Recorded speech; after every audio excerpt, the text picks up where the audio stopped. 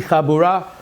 This week's Parsha is Parsha's Tisa. Thank you all for coming, and I wish you all had a tremendous Purim, very special Purim, a spiritual Purim with family, and I hope you all enjoyed. I had Baruch Hashem a very, very nice Purim. I had a lot of my students came by, family members, so it was a very beautiful time of achdus, of oneness.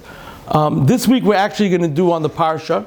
The Divrei Torah on the Parsha. Starting next week in Mirza Hashem, we're going to be going into Inyanei the Pesach, Haggadah Shel Pesach, such beautiful things in the Haggadah that you come to the Pesach Seder truly feeling like a free person, truly feeling special. And when you come into the Pesach Seder and you're clear and you're understanding and you've put time and effort into your Seder, it's a whole different Seder.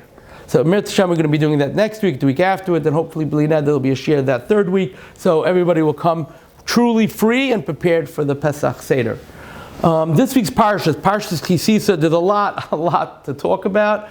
We only have 20 minutes of a Chaburah to discuss some of the things that I want to discuss, but we'll try to do the best that we can to get through certain areas of the Parsha. The Parsha begins with the Machzit HaShekel, that Hashem commands Moshe to actually tell the Bnei Yisrael that they must bring a machzit hashekel, a half of a shekel. Now, in reality, the situation of the machzit hashekel, the telling of Klal Yisrael about the machzit hashekel, really took place after the sin of the golden calf, after the sin of the chet egel. Hashem wanted to show His love for Klal Yisrael because many people were killed, many people deserved what the misa they got, but they were killed, and Hashem wanted to show His love for Klal Yisrael by recounting them. So in reality, the story of the Machzit HaShekel took place after the Chet HaEgel. But like I said last week, and I said many different times in the Torah, Hashem likes to always show a refuah before the Makkah, a healing process before even the punishment that's given, to show His love. When you tell somebody that they have to go through something, but I want you to know this and this is going to be the outcome in a positive way, or at least you show him the positivity then it's easier to go through what you go through. So in reality, the story of the asking for the Machzit HaShekel took place afterwards. But like I said, Hashem wanted to show His love for Klal Yisrael by counting the remaining Yidden that He had, and that would show their love, His love for them. So the question really is on the Machzit HaShekel is why? First of all, let's go through what the Machzit HaShekel was used for. It was for counting the Bnei Yisrael, right? What they knew from the counting, and also the money that was collected from every Jew, no matter how wealthy you were, no matter how poor you were, you bring a Machzit HaShekel. It wasn't a lot, but this is the amount. Because it wasn't about the money. It wasn't about the money. It was about two different things, which is, like I said, the counting, but the money was used for the karbanot, the communal offerings. The money was used for. And therefore, since it was a communal offering, offerings that Klal Yisrael would bring together as a nation, so therefore it had to come from everyone's donations. So the question really is, why is it a Machzit HaShekel? Why is it only a half? Why didn't Hashem say, I want you to bring a whole shekel? What was this half a shekel? It was confusing actually, because Moshe himself did not know what it looked like. He wasn't sure what it was. And Rashi teaches us that Hashem showed Moshe a fiery coin and says, this is what it should look like. Not the fiery part, but the coin part. This is what it should look like. And the Chachamim, the rabbis teach us why was it fiery? To show when it comes to donating, when it comes to giving tzedakah, it should be done with zealousness. It should be done with a fiery want and desire. And therefore, he showed him a fiery coin. The question is, why was it a half a shekel? Why was it only a half a shekel? So I saw beautifully that Klal Yisrael is not complete unless they are together. Therefore, if each Yid, if each Jew brings only a half a shekel, he needs another half from another Jew to complete it.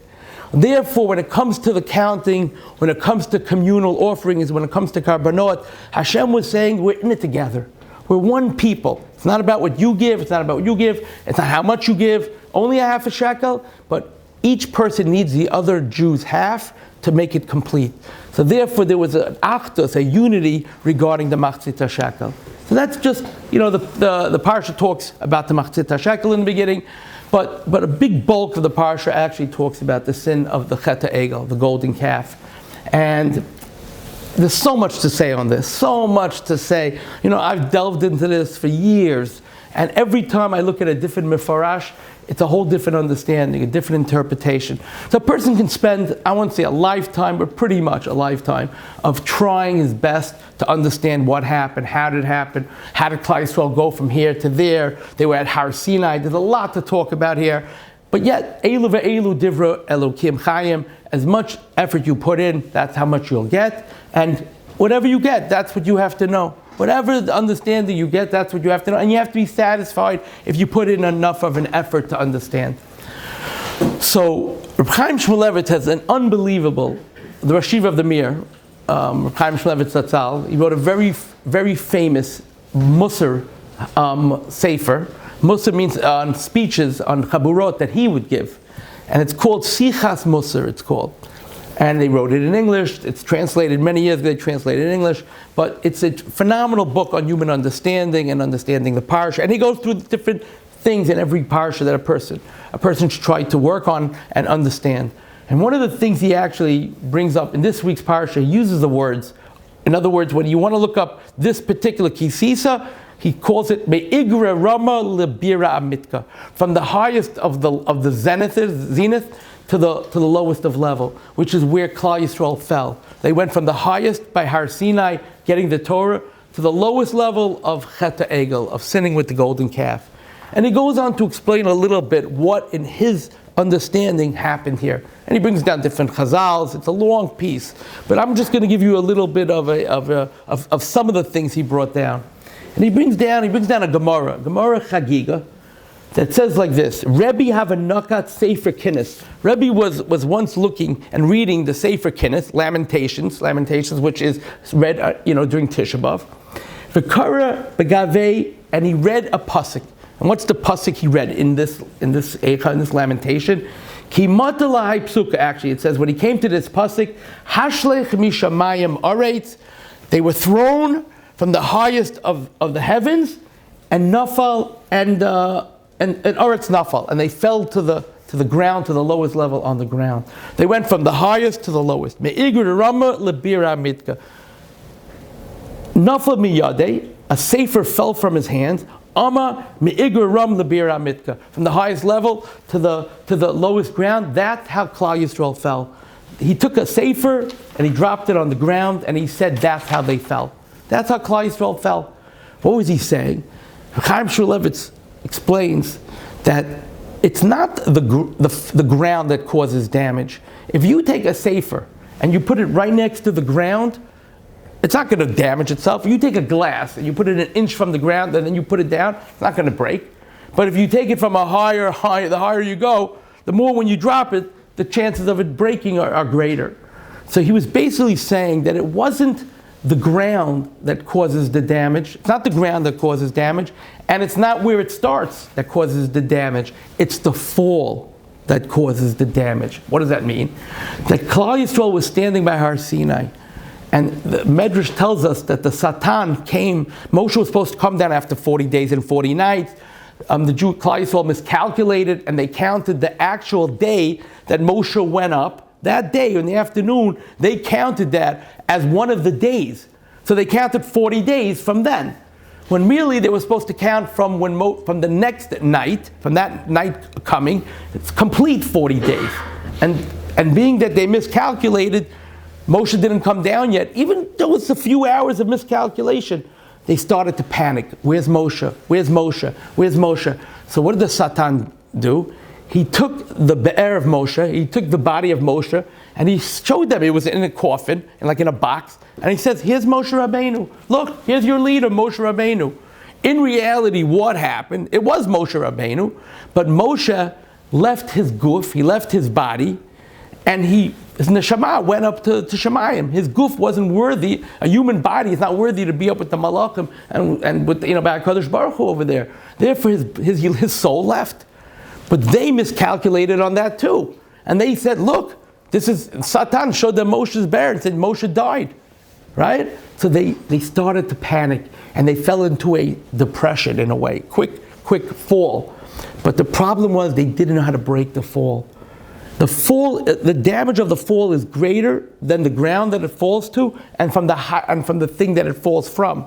It's the fall itself that causes the damage. They couldn't break their fall. when somebody goes through a difficult time in his life, he starts falling. It should never happen. But when somebody finds himself in a situation where he feels like he's falling, he has to find that medium that breaks that fall. Very important in life. I remember the yeshiva bacher, it happened more than once. You get up late for Shachris, you get up late, middle of first Seder, you say to yourself, oh, it's an hour into first Seder. I remember times, even if it was 5-10 minutes into first Seder, and I was embarrassed to walk into the Bet Knesset, the Bet Midrash. So I would say, you know what, I'm going to learn someplace else, and then I'll come second Seder. And there were times where you say, I already had a bad first Seder, I didn't go in. You know what, I'll start tomorrow. You have to learn how to break a fall. You have to learn that even if it's an hour late to Seder, you walk in, unless the Rosh Yeshiva tells you don't walk in late. It's embarrassing to walk in late for the yeshiva, but you got to learn how to break your falls in life. And it's a very valuable lesson. Klal Yisrael had no one, I don't know what happened, but they were not able to break their fall. And because they were not able to break their fall, they kept spiraling out of control. And then one thing led to another, and then there was a Chet HaEgel. So it's a very important thing, each one of us personally, how to dig deep down when you're falling, spiritually, emotionally, even financially, how to break that fall. And usually a person has a Rabbi, he has somebody that he looks up to, somebody that is his go-to, that he asks. He asks, says, I've had so many students of mine telling, Rebbe, I'm in a bad situation, I'm in a bad zman, a whole zman, I'm in a bad week I've had a bad this. And we try to figure out how to dig out of this, how to dig out. But the most valuable thing is to learn how to dig out. It's not about the fall, it's about rising after the fall. It's not about, people fall, tzaddikim fall. People have their own, whatever each personal challenges a person has. But he has yiridot, he has falls. The question is, what do you do and how do you pick yourself up? That was the key. Klal Yisrael did not know how to pick itself up, and they just spiraled out of control. And Rebbe was showing that it wasn't the ground and it wasn't where it came from, but it's the fall that causes the damage. It takes you from the highest to the lowest if you don't know how to break your fall. And Reb Chaim Shmulevitz says an amazing thing. He brings down a pasuk from Shaul HaMelech. Remember I mentioned before we even put on this shir, how a wise man will get wiser, and vaksil yichshabo, and a foolish man could read the same pasuk, and he'll learn it the opposite. He'll almost not see the clarity of what you're supposed to, or at least do the research in the Midrashim to find that clarity. So there's a pasuk that says that Shaul HaMelech, when Shmuel HaNavi told Shaul that he's losing his kingdom, he's losing his melucha, his being the king of Klal Yisrael, which wasn't just a crown on his head, there was a lot of spirituality, a lot of ruchniot that Shaul HaMelech was losing because he didn't kill Agag, because he left Amalek alive. So Shmuel told him, you didn't listen to Hashem, and therefore Hashem said, it's going to someone else. Who is it going to? David HaMelech. Shaul and David were very close in the beginning. Shaul loved David. David was the closest to his son. David was, looked at Shaul as his Rebbe. Yet you find many prakim where Shaul is chasing after David HaMelech to kill him. 1 second. Hashem tells Shmuel tells Shaul that I want David to become the king. Shaul should be saying, Hashem, whatever you want. If Hashem came to the Vilna Gaon, if Hashem came to Chaim Kanevsky, if Hashem came to the Rambam and says, this is who I want your student to take over, no problem, whatever Hashem wants. Then you find Shaul chasing after David, prakim after prakim to get after him. And you don't find anywhere Shmuel saying, what are you doing? Like, Hashem is really going to let it out on you for doing this. You don't find that. Because there's a whole cheshbon over there. It's not for now. But the one thing that Shaul HaMelech asked Shmuel HaNavi was a very interesting thing. He tells Shmuel that when you take away my kingdom, he said, Kabdeni no neged ziknai, at least let me have a little kavod next to my elders. Neged Ami, neged Yisrael, neged my family. At least let me have some closure and some foundation, that I have a little kavod from the elders, from my people, from my household. Don't just take everything away from me. Now, there's only 2 people in all of Navi that I could recall that actually shows humbleness. that they were humble, that the Torah actually uses the word, you are humble, in the Ol of Nach. Moshe Rabbeinu, it says, V'ish Moshe anav mikal adam. Moshe was the humblest of all people. And Shmuel actually told Shaul one point, Ata katon be'enecha, you are very minor and small in your own eyes, which means you're anav, humble. You look at all the stories, he's chasing after David, doesn't look humble. You got to go into the Mefarshim. I understand that. But this peculiar thing that Shaul's asking is taking away my Melucha, I can handle that. Taking away the Ruchnias, I can handle it. But give me at least respect towards my elders, towards my people, towards my family. What such minor things he's asking for? So Chaim Shmulevitz says, no, it wasn't minor.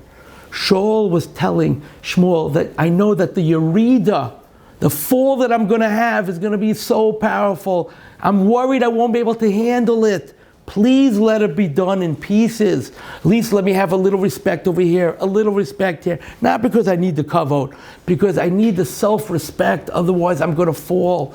The yerida, the fall, breaking the fall. Chaim Shmulevitz wants to say is what Shaul had in mind. He wanted to be able to break that fall. He wanted to be able to not just be left with nothing without any grasp on something that he can give himself some lift, that he won't completely have a tremendous fall from. And he brings down also from Shlomo HaMelech. When Shlomo HaMelech lost his whole kingdom, it says, there was a story with Ashmedai, and he lost his whole kingdom, and people didn't know who he was, and he was out in the streets. Shlomo HaMelech, the king of the world, according to the Gemaras. At one point was thrown out of his kingdom by a demon, by a Satan named Ashmedai, and he lost everything. But it says a Lashon, to show that he had nothing, that he was Malach al Maklo, that he was the king over his stick. What is king over his stick? What is it, a joke over here? He was the king over his stick. All that I say is that all he owned was a cane, his cane that he had. It's all he had. So Chaim Shmulevitz wants to explain that the Malach al-Makla was teaching the greatness of wisdom that Shlomo HaMelech had. That all he had was a cane. Oh, it's all he had. But he was Malach al-Makla. He was able to understand that he was the ruler over his stick. All I have is a stick, but I'm not completely lost. I'm at least a king over my stick. It's a change of understanding and a change of thought process of how you view things in life. Not to fall. What? Respect for yourself. Inner respect. Self-respect. Correct. So that's regarding how Klal Yisrael fell by the Chet HaEgel. Then there's so much going on with Moshe Rabbeinu, with dropping the luchos. Did he drop the luchos? Did it fall out of his hand? So the real question is, why did Moshe Rabbeinu even break the luchot at all? Why did he break it? You know what he should have done? He should have said, they're not worthy. I'm going to put it away. When I feel they're worthy, if they will be worthy, I'll give it to them. Why did Moshe Rabbeinu feel the need, whether it fell out of his hands and it dropped, or he let it go, or he actually physically took it again and he dropped it? So there's big machlokus in what happened here. That the letters left the luchot when it saw the egel, and therefore it became heavy. Because really, how was he able to lift it? It was a miracle. But the Torah carries you. You don't carry it. So basically, it was carrying on its own in Moshe's hands. But once the letters flew up, it was left as two big stones, sapphire stones. So it fell, he dropped it, whatever. But why did Moshe Rabbeinu, according to the Lashon, where he broke it, why did he break it? Why not? Why didn't he put it away? Because any Torah that's actually mixed a little bit, that has a chet egel, a taint of the sin of the golden calf, at the time that he brought it down, is a luchot that cannot be existing anymore. You can't be mixed. You can't have falling and rising in the same spirituality, in the same kedusha, in the same holiness of the luchot, of the Torah. It cannot come together. And if it is, it's called tainted. And there are many people like out there today that are big tamid, I should say big, they're very wise, and they know a lot of Torah knowledge, okay? I don't say tamid chachamim, a lot of Torah knowledge, but they use it in the wrong way. They use it to almost pollute Torah. It's God forbid. That's what they do. Or they take the Torah and they explain it. Conservatism. There are still rabbis that were conservative that knew how to learn. They knew how to learn. Some of these old rabbis. Today it's a whole joke. But even 50, 60, 70, 80 years ago, there were some rabbis who were conservative, but they knew how to learn Gemara. They knew how to learn it, but they took the purity of Torah and they contaminated it. Like I said, the wise can use it wisely, and the foolish will look at it and see a whole different view. So when Moshe felt that the holiness of Torah cannot be given or even in existence when there's a chet to egel going on, because it taints the holiness of Torah, and therefore he broke it. Now, after Moshe Rabbeinu comes down, he goes back up. Hashem gives it, Hashem punishes Klal Yisrael. They melt the egel. They have to give it out. They drink from it. There's a whole process here. But one of the things that the pasuk says, that when Moshe Rabbeinu goes up to Shemayim, he asks Hashem, Hareini na darchecha, show me your ways. This is after he got the forgiveness that he was hoping for, and Hashem told him the 13 attributes, Hashem kel rachamim, that he got the 13 attributes. But he asked Hashem, show me your ways. So Hashem told him, you're never going to be able to see my ways. And when he asked Tzaddik V'Raloi, why does a Tzaddik have it bad at times? V'Rasha V'Tovlo, and a Rasha has it good. So the pasuk says, Lashon, V'Re'isi esachora, you will be able to see the back of me, Upanav lo yiro, but you'll never be able to see the front of me. What does that mean? You'll be able to see the back of me, but you'll never be able to see the front of me. What message was Hashem telling Moshe when he tells them that you'll be able to see the back of me, but you won't be able to see the front of me? So I'm going to tell you an amazing story. You might have heard this story, you might not have heard the story, but either way, it's worth it to repeat. An amazing story that happened many, many years ago in the Holocaust. There was a boy, his name was Yitzchak Slutsky, his name was. This man, Yitzchak Slutsky, man, at the time of the story was only 16 years old. He was only 16 years old, and this was the beginning of the Holocaust, where this person, Yitzchak, his family, his whole family was destroyed. His whole family was sent to the gas chambers, to Auschwitz. Him and his sister survived. So, in the beginning of the war. And he protected his sister tremendously. They were able to find, by a non-Jew, a place to stay in the basement, in a cellar. And they took upon themselves that they were going to act like they're not Jewish, and they shaved whatever they had to shave, their sideburns, whatever it was, he shaved. And basically he lived as a non-Jew. But he made sure that his sister never left the cellar. During the war, he made sure his sister he knew she was the last remaining hope for the family. Everybody else, Rahman's son was killed, and therefore this was his mission in life, to make sure his sister survives the war. Not even about himself, to make sure his sister survives. So he was many months in the cellar, and then he started to go out of the cellar, and he got a job, and he worked for non-Jews, and he lived the life of a non-Jew. But he was always careful. He always ran back right after he finished the work that he did, to make sure his sister was okay. One day he comes home and he sees his sister's missing. And he realized something happened, obviously. So he asked local people around, whatever happened? He said, the Nazis came, they went down and they took this girl. They don't know why they took her, but they took her. And he goes, do you know where they took her? He asked some of the peasants that were there. So one of them said, I overheard they took her to the headquarters on the outskirts of this particular little town. They took her to the outskirts. So he quickly ran over there, and he runs in, gets past the guards, he just runs right in, and he screams, I want my sister back. I want my sister back. So they right away saw this guy, and they took out their rifles, and they're about to shoot him. But the commotion, actually the commander, the one who was in charge, the SS commander, overheard this, and he told them to not to shoot. He wants to talk to this person, to this boy, Yitzchak.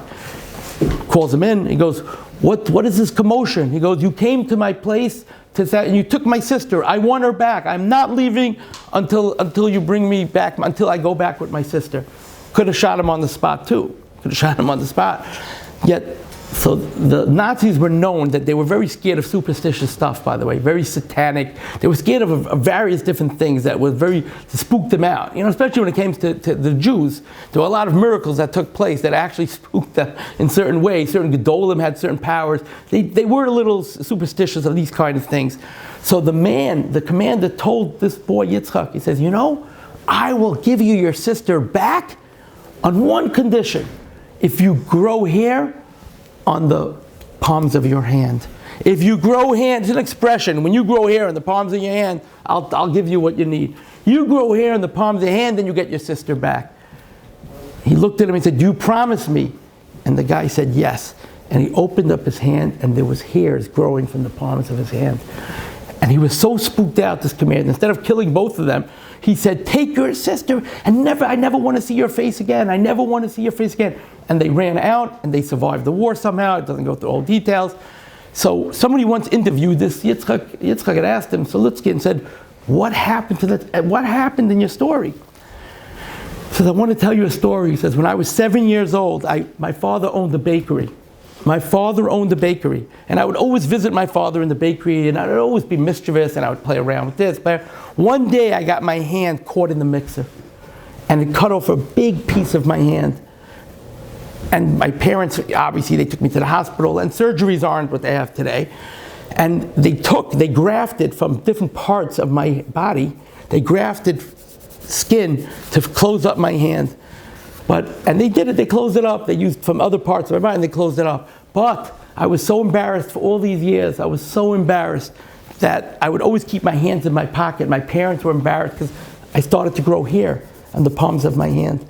And therefore, he said that I always questioned God. I always questioned Hashem. He said, why, out of all the people, I was so embarrassed. I used to keep my hand. Why did this have to happen to me? Why did this have to happen to me? And now he realized that Hashem planned this all one day, that I would be able to go and save my sister, and Baruch Hashem, raise a family. She was raised a family, and I raised a family.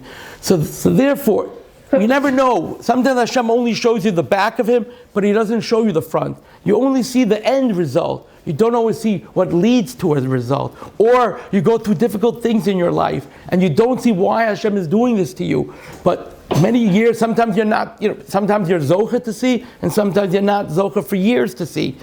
Sometimes you don't see it all. But know that everything Hashem does has a plan. And that's what Hashem was telling Moshe. You'll see only the back of a situation, but you won't see the front of it. You'll only see the back of my actions, but you won't see the front of my actions. Because you never know why I do the things I do, but you have to learn to trust the process. So that's one thing I wanted to tell you regarding that. Now, at the end of the Parsha, Moshe Rabbeinu, when he comes down to give Klal Yisrael the Torah, it says that Moshe Rabbeinu had kikaron arpanav. Moshe Rabbeinu had a special shine on his face, a glow. And because Klal Yisrael sinned from the Chet Egel, they were not able to look Moshe Rabbeinu in the face because the shine was so powerful from Moshe's face when he left Har Sinai, when he came down with the second set of luchot, that he would wear a mask, it says. He would wear a masveh, which is a covering, like a veil.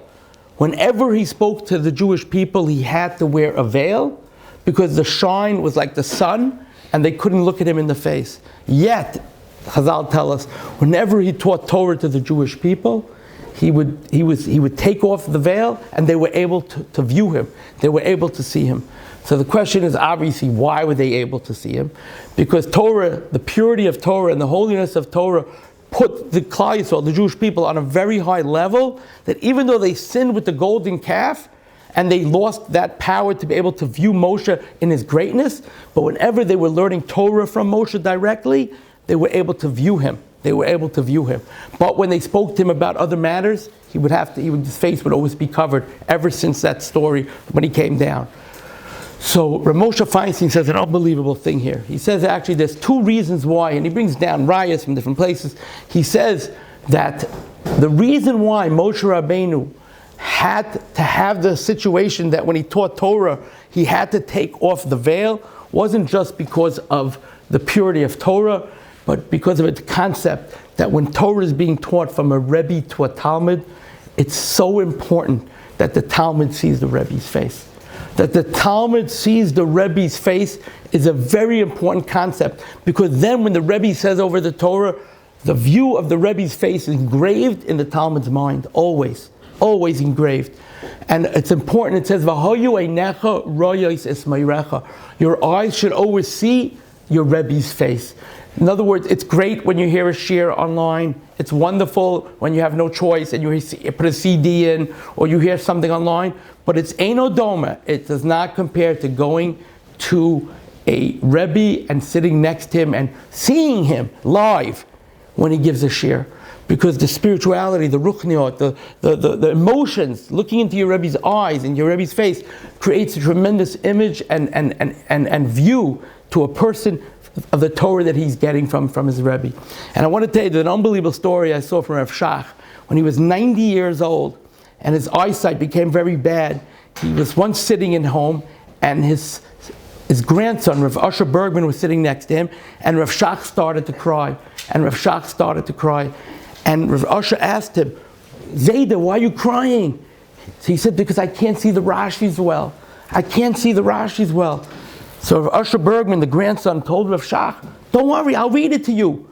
Zayda, I'll read you the Rashis. Any Rashi you want, I'll read to you.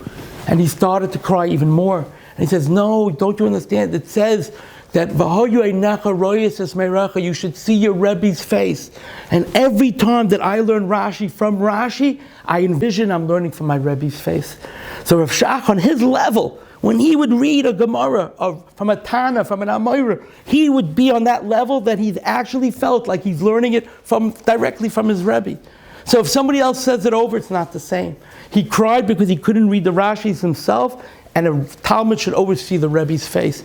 So I want to tell you, I'm going to leave you with this, that I was zocher to see the Steipler twice in my life, when I was 7 years old and 9 years old. I'm not going to go into the whole detail. Actually, I should really stop by saying, today was the yard site of Reb Chaim Kanievsky, the 1 year yard site of Reb Chaim Kanievsky. And I used to go, for many years, I was zocha. I never missed a day of teaching, except for a 4-day period, that I would actually go once a year to Eretz Yisrael just to get a bracha v'atzlacha for Reb Chaim Kanievsky. I would make it my job. Before COVID, I stopped. But other than that, I would find a way, whether it's taking students or going to a simcha, but I would always make it my duty to go to Reb Chaim Kanievsky once a year for 16, 17 years, just to get a 5-second bracha v'atzlacha from him. Why? Because to see your Rebbe's face leaves a tremendous mark on you forever. Like I said, at 7 years old, 9 years old, I saw the Steipler twice in my life. I walked into that room, and the kedusha that you felt, the kedusha, the intensity, the holiness that you felt when walking into that room, seeing the Steipler at 7 and 9. I wasn't an older person. And I had my, stories in my life. I wasn't always just I'm not saying I am now, but, I had ups and downs in my life, and like everybody, not like everybody, but I had. And I want to tell you, never did I lose the vision and the understanding of knowing that when I saw the Steipler's face, it would always be a shining light for me. It's very important that a person should find himself a Rebbe, and whatever his Rebbe says, but not just to hear his Rebbe, to visit his Rebbe, to see his Rebbe, just to see the Rebbe's face is big. Hasidim are big into this.